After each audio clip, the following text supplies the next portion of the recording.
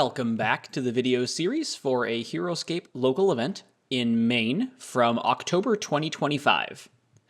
As a reminder, this event is a 500-point, 18-figure limit Delta event with a fairly extensive ban list by species.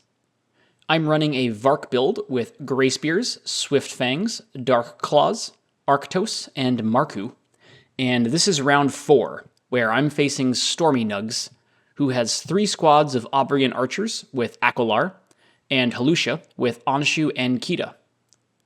I like the Vark's matchup into Halusha, where I can pummel him quickly with the high offensive output, but Aubrians can be a real problem for my army, as 7 range outranges me considerably, and 1 to 2 well-timed frenzies can cripple my 1 defense uniques build.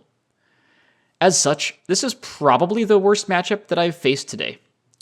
The map is the Borogoves, which is one of my personal all-time favorite Heroscape maps. And this map is probably one of the better ones in the pool for me in this matchup, as there's a lot of defensive boost for Varks as they cross the map, and Dark Claws have extra shadow benefits. The near glyph is Dagmar, and the far glyph is Sola Astrid. This event also has some creative treasure glyphs, which I'll put the rules for on the screen now. By now, you probably know how much I value Dagmar with Varks, so I set up my army on that side of the start zone and plan to advance in that direction. My Vark build generally wants to slow roll the whole pod up in round 1, but Aubrians have enough range that if they come out very aggressively as the opening wave, I may have to overextend my Gray Spears with Arctos in order to take them out. I went with order markers 1 and X on Swifts and 2 and 3 on Grays, thinking that I'd want to have the Swifts threatening Aubrians for round 2 order marker 1, if I'm able to take Dagmar to end round 1, but in hindsight, I can probably accomplish the same thing with all Gray Spears order markers, since Swifts don't end up moving nearly the full 8 move, and the Gray Spear order marker gives me more flexibility if I lose initiative, and already have potential attacks into the Aubrians. I see 3 order markers on Aubrians and the likely X on Halusha, and win the opening initiative. My 1 is on Swifts, and I bond with Grays, advancing both squads only slightly, keeping them just out of range of all the elves but the ones next to Akolar, to force Stormy to use that movement boost now, instead of being able to save it for later. Stormy's order marker 1 is on Aubrians, and the 3 who are next to Akolar do move up, getting 2 shots in and killing 1 Swift, and then missing Frenzy. My 2 is on Gray Spears, and I kinda have to be uber aggressive here, as if I don't, Aubrians will just keep pinging me from range, and they're the ones with the initiative switch potential here, not me. I bond with Arctos and throw him up in the middle to boost where the Gray Spears will go, and then send Grays into good defensive spots within 4 range of elves. I can only get 3 shots in here, so the 4th Gray Spear hangs back on height to where he could take Dagmar next turn. My 4v3s roll hot, and I get all 3 elves. The 2 is on Aubrians, and 2 develop up the near side and 1 on the far side, all to height. They go for Gray Spears, and I block all 3 attacks, but this time Frenzy comes home. 2 new elves develop, but I honestly don't like either spot very much. The one in the middle is on even ground with Varks, so that's 1 less attack of 3, and the far one is out of Akolar range. I honestly don't think any elves should leave Akolar backed height here. Aubrians get 1 Gray Spear this time, and miss the next Frenzy roll. My 3 is on Grays, and I can get 4 attacks in here by bonding with Arctos, so I'm definitely doing that. I end up sending Arctos to Dagmar, as Stormy won't be able to dislodge him like he could dislodge a single Gray Spear, and I think it's crucial to block Aubrians from getting this switch and torching Swift Fangs on the ensuing order marker 1. I'm planning out the Grays move before I roll for Arctos' attack, and unfortunately I can't get all 3 Gray Spears around Arctos here with shots.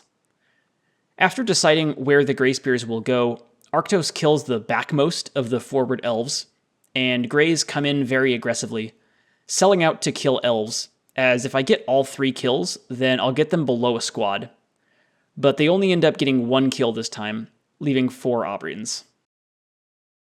They do have the order marker 3, and they kill 2 Greyspears, and then hit Frenzy, and kill the last Greyspear and put 2 wounds on Arctos before missing the next Frenzy. Well, shit. I've denied them the initiative switch, but now I'm likely to win it with only Arctos forward deployed, and I'm unable to get Aubrians below 1 squad on my next order marker with Swifts all out of range. I think I just have to put all the order markers on Swifts anyways, as putting them on Darks will ensure I don't get attacks on those later order markers. So I do that, and hope they survive the round. I see 3 order markers on Aubrians and 1 on Helusha, which could plausibly be the 3 or the X, and I do win initiative. My 1 is Swifts, and as you can see, I considered bonding with Dark Claws here for development, but I ended up backing out of that, and I bond with Arctos instead to prioritize kills, sending him to height and attacking the elf outside of Aquilar's aura, but he blocks the 5v2. Oof. Swifts then rush in to as good of defensive positions as possible, as Aubrians will attack them no matter where I put them. The order marker 1 is on Aubrians, and 1 moves up to level 3 height, which makes some sense to get a better attack in.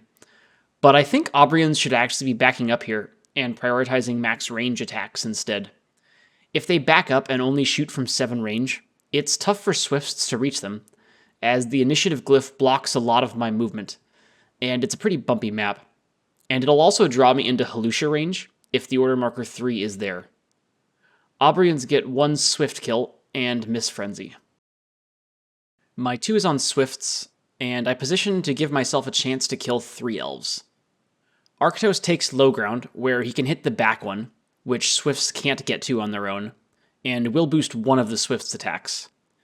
But the 3 out of 4 skulls are met with 3 out of 3 shields to deny it. Swifts then come in and get 2 attacks, getting both kills, to finally bring Aubrians below 1 squad. The 2 is Aubrians, and the far one takes Sola Astrid, giving the other a better attack, but limiting themselves to just 1 attack. I think taking 2 attacks of 2v3 into Swifts and trying to burn my last order marker is probably better. The 3v3 misses, as does Frenzy. My 3 is Swifts, and with 1 Aubrian having taken the glyph, I think the 3 is probably on Helusha, who, importantly, is 1 move away from being able to take Dagmar, so I don't have to worry about blocking it. I decided I was better off trying to lose the next initiative and playing for the switch on the ensuing round, so I retreated Arctos and killed the elf on Sola Astrid, and then retreated a Swiftfang up to max height and took the other attack, but Aquilar finally saves a fellow elf. The OM3 is indeed on Helusha, and Anshu flies up the middle and kills 1 Swift with the special attack. Helusha considers coming in to hit Arctos, but I can get Dark Claws on height if I win initiative, so Helusha instead goes to take Sola Astrid, which isn't particularly useful to 2 figures who mostly want to use their special attacks, but it is a decent safe spot to develop into, though the treasure glyph is probably better. There's also some merit here to coming in and hitting Arctos, as if you get the switch, you can get the special attack off into Dark Claws, and if you kill 2 of them there, you probably just win the game. Going into round 3, I think the only viable order marker distribution for me is 3 on Dark Claws with 1 on Swifts, as any more on Swifts guarantees the 1 is there, and then Stormy can kill it if he wins initiative. I do have the 1 on Swifts though, thinking it was worth the risk, as the Dark Claws had no attacks if I win initiative. I lose in it though, and Anshu attacks up at the Swift, but I block it. Helusha then picks up a treasure glyph, which again, I feel like should have happened on the last turn instead of taking Sola Astrid, but he definitely can't come into Arctos now, as Dark Claws would obliterate him. My 1 is on Swifts, and I bond with Arctos and retreat back up to height and attack Anshu, who blocks it. The Swift then engages Anshu, doing 1 wound. The 2 is on Helusha, and Anshu elects to stay engaged and hit the Swift, but misses. Helusha retreats back across the map. My 2 is on Dark Claws, and I bond with Arctos to shift him up slightly, and then bring them all up to height. The 3 is Halusha, and Anshu stays put and does kill the Swift this time. But I think Anshu should have taken the LEA here to hit 2 Dark Claws instead, as that's just worth way more than killing the 1 Swift Fang. Halusha then comes in to hit Arctos from low ground, which I really don't like, as I have a potential initiative switch with Dark Claws on height here. Halusha does 2 wounds, but Arctos lives with 1 life, which is pretty massive. My 3 is Dark Claws, and if Arctos had 2 lives, I'd send him to Dagmar here, but with 1 life, it's not worth taking the risk. He instead shifts over 1 spot to better support Dark Claws, and they surround Halusha. I send this Dark Claw here, as if I can kill Halusha now and win initiative, it can double engage Anshu and the last Aubrian, and the other 2 take Arctos back tight. I do 2 wounds and burn the treasure glyph across the 3 attacks. Going into round 4 now, and I have to put all order markers on Dark Claws and just hope for the best. I see 3 order markers on Halusha, and then win this massive initiative. My 1 is Dark Claws, and I have to leave Arctos, and the 1 forward Dark Claw backs up, as now defense is worth more than the opportunity to attack Anshu. I take the same 3 attacks as before, and do 3 wounds on the first 2 attacks before Halusha rolls a sick 3 out of 3 shields to stay alive. The 1 is Halusha, and Anshu engages a Dark Claw, but misses it, and Halusha uses the special attack, killing 1 Dark Claw and Arctos, and then using the movement, which includes disengage, to take max height. My 2 is on Dark Claws, and I rotate 1 to get the double attack off, even though it's on low ground, since I'll have to have at least 1 on low ground anyways, and the other takes even ground. They make up for their past offensive failures this turn, killing both Halusha and Anshu. The order marker is on Halusha, and it is burned. My 3 is Dark Claws, and I take Dagmar while staying outside of Aquilar's range, in case the order marker 3 is on him. The 3 was on Halusha though, so it didn't matter. I put all my order markers on Dark Claws, and see 3 on Aquilar with 1 on Aubrians, and I do win initiative. I send 1 Dark Claw to engage each figure, missing the Aubrian, but putting 2 wounds on Aquilar. The 1 is on Aubrians, which is what I was afraid of, as Frenzy is worth a ton here. The Aubrian ends up taking an LEA, which I don't entirely understand, as it needs to kill both Dark Claws here anyways, even though the other is the better attack to start with, and the LEA goes through, ending any chance of Frenzy shenanigans. Dark Claws then double engage Aquilar and kill him, burning the rest of Stormy's order markers this round. I then engage Kita with just 1 of them, as the other would have to risk being on low ground to Kita if I lose initiative, but I miss this attack. I win the next initiative, and continue keeping the second Dark Claw safe, but it doesn't matter, as the other one kills Kita, ending the game. Pretty tight game here, the closest of the day, but my Varks are able to do just enough to overcome this final obstacle, and pull off the 4-0 day here in Maine.